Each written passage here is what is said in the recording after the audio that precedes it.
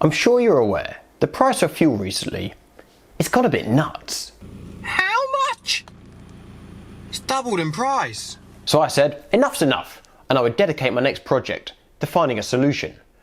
So the UK has just changed to E10 fuel, with E10 representing 10% ethanol. I did some research, and it turns out an engine can run on E100, or 100% ethanol, and ethanol is created by the fermentation of sugars. So this gave me an idea. My friend owns an orchard, and each year he has lots of excess apples. Apples have a very high sugar content. You can see where I'm going. I decided we'd ferment the apples to create ethanol, to run an engine, to power a generator, to charge my phone. Easy, right? So to start with, funny enough, I needed some apples. A couple kilos should do the trick.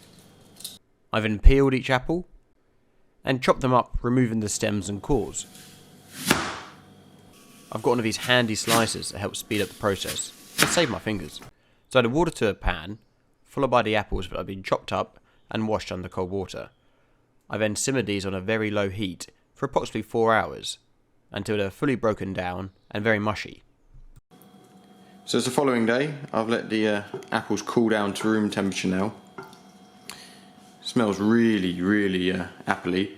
Next thing we're going to do, we're going to fill up the jugs and put in the yeast, and it'll be a way to go. I decided to strain the apples prior to fermentation. However, I think I could have skipped this step. I then filled up my jug, leaving enough room for the yeast at the end. I added 2 packets of active dry yeast to the water temperature of 40 degrees. It's important that the water isn't too hot, otherwise it will kill the yeast, and too cold won't wake it up. Approximately 40 degrees seems perfect for this. To make sure your yeast is alive and kicking, sprinkle some sugar on the top. The yeast will start reacting with the sugar and start to create a foamy substance. It's ready. I then poured the yeast solution into our jug, gave it a quick mix, and it was ready for its next step. It's important to have an airtight seal, as the fermentation process requires an oxygen-free environment. I inserted an airlock into the bung. Now this is half filled up with water. This allows gas to escape, but no oxygen to enter. In just a short time, I could see lots of bubbles being produced. Here we can see in the chemical equation, glucose with yeast equals ethanol and carbon dioxide. But let's think about this in the simpler terms. So here we have Mr. Yeast sleeping away. But once we add some warm water, he starts to wake up, and he's hungry. Now yeast, they love sugar, so once he finds some, he'll start eating it. Hum, hum, hum. As the yeast start to digest the sugar, a chemical reaction happens. They start to produce gas in the form of CO2, and a liquid in the form of ethanol.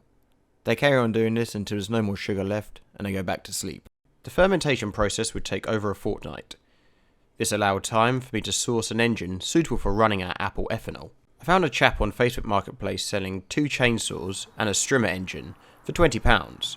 They were all spares or repairs, but I was hopeful I could get at least one running.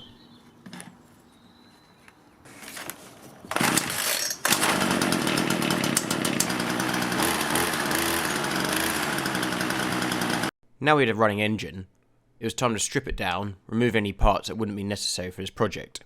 For example, the section that could be used to remove limbs. I can't be trusted with that. Now we had the engine stripped to its bare components, it was time to adjust the carburetor to run on ethanol. To explain how we're going to adapt the carburetor to run on ethanol, first of all we must understand the fundamentals of how a carburetor works. In this diagram we have a very basic carburetor. On each intake stroke of the engine, the piston moves down and air is drawn from the left of the carburetor to the engine on the right. Inside the carburetor is a narrower passage, or a venturi. As a body of air is forced through a smaller area, the velocity must increase. From the Bernoulli's theorem, we know with an increase in velocity causes a decrease in pressure, causing fuel to be sucked into the carb. The throttle then dictates how much fuel and air mixture is to enter the engine, and therefore controlling the speed. However, if we control the choke, which is before the fuel and air is mixed, we can decrease the amount of air entering the carb. So therefore, if less air is allowed to enter the carb, the ratio of fuel to air becomes higher, also known as richer. The purpose of this is to aid with engine starting, which is easier with a richer mixture. Once the engine is warm, the choke is moved to the fully open position, allowing the carb to run at a predetermined ratio. Now, ethanol doesn't quite pack the same punch as gasoline, so we need to run a richer mixture than of what gasoline engines are tuned to.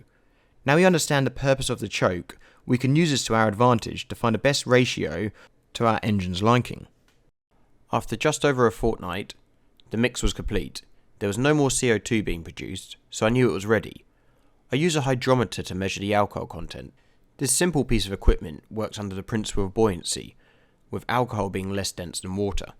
You can see here our alcohol solution was reading just over 15%, or 30 proof. Now there's plenty of fun you can have with 15% alcohol. However, you're not going to run an engine off it. We need to distill it to increase its alcohol content. Now it still works under the principle that ethanol evaporates at a lower temperature than water, approximately 80 degrees. You then keep the still at that temperature, causing the ethanol to evaporate. Now it would usually just go into the atmosphere. However, if you force it through a tube surrounded by ice cold water, it cools down and condenses again, just like when you have a shower, and the hot steam condenses on a cold mirror or the glass. So now it's distilled, let's check again the ethanol content. But wait, what? 0? So how do we end up with 0% ethanol? I'll tell you why, it's because it was distilled water. I was doing some research the other day, and it turns out, in the UK, it's illegal to distill ethanol. So obviously we couldn't do that. However, you can buy ethanol readily available on Amazon or eBay or other sources. Should we have distilled 4 to 5 times, this is what we'll be left with.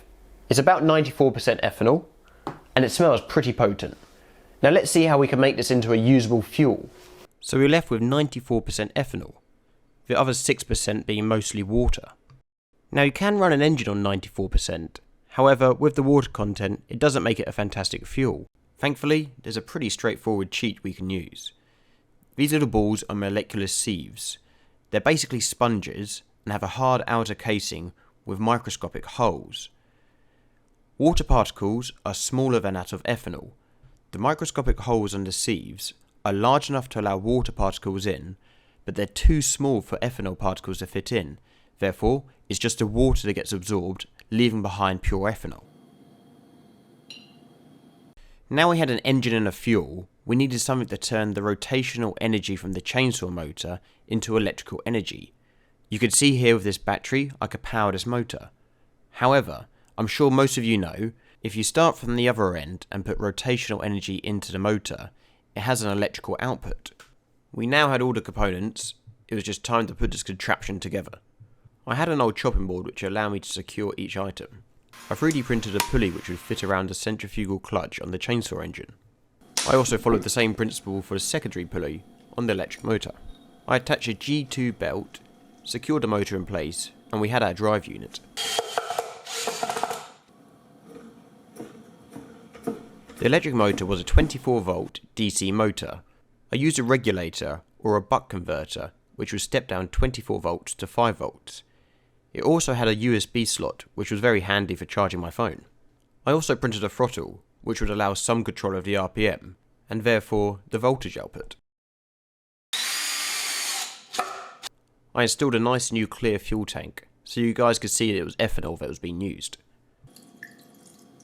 The chainsaw engine is a 2-stroke, so this requires oil to be mixed in with the fuel. It's worth noting here as well that the oil and ethanol did not mix well together. I imagine this will cause an increased wear on the engine, perhaps a 4-stroke engine will be better suited. With everything in place, it was time to take it outside and give it a test.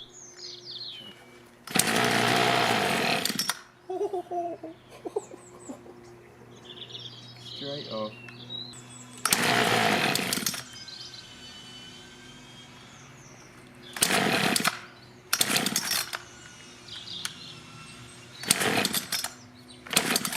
What seemed like a very promising start quickly turned into a lot of pulling.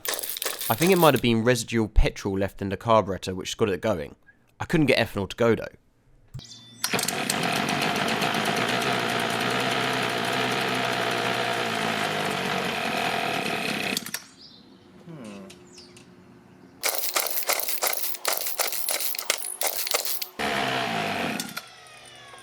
Even when it started, It didn't run particularly well, and it would soon bog out.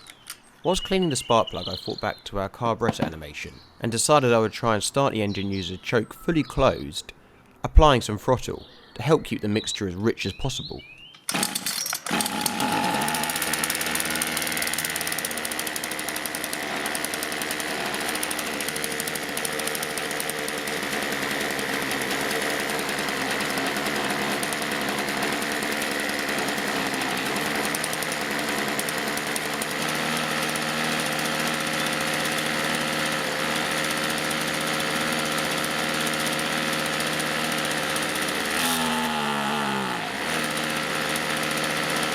With the engine now running and producing electricity, I thought I'd try and charge my phone.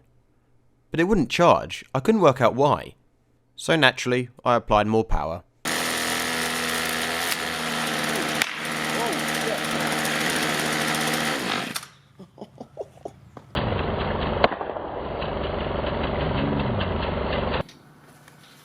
Okay, we're back. We've replaced the regulator. I might have wired it backwards, and it wasn't my fault entirely. My plugs in my voltmeter were the wrong way round. So when I checked the voltage coming out of the motor, it was backwards. So I plugged it in backwards, and then we might have over revved it as well. But we've sorted that now. Let's charge the phone. One thing to note is the chainsaw has a centrifugal clutch, so it'll only engage with the outer pulley at a certain RPM. Hence sometimes you see me getting 0 volts even though the engine is running. I adjusted the carburetor's idling screw to try and maintain a constant RPM and therefore voltage.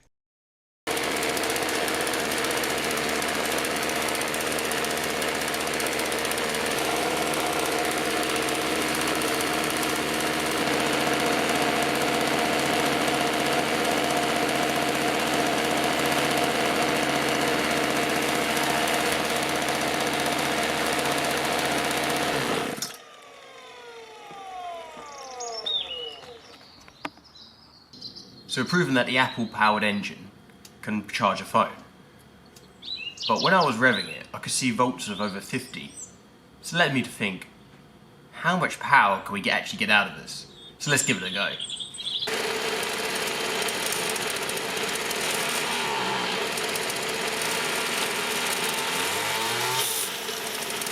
Look at the motor, did you hear that? That was the sound of the engine going nope.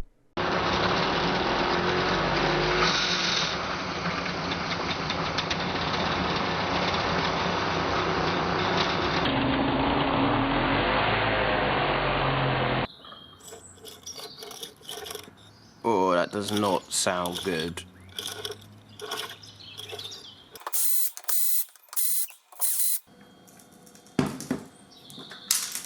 Oh dear.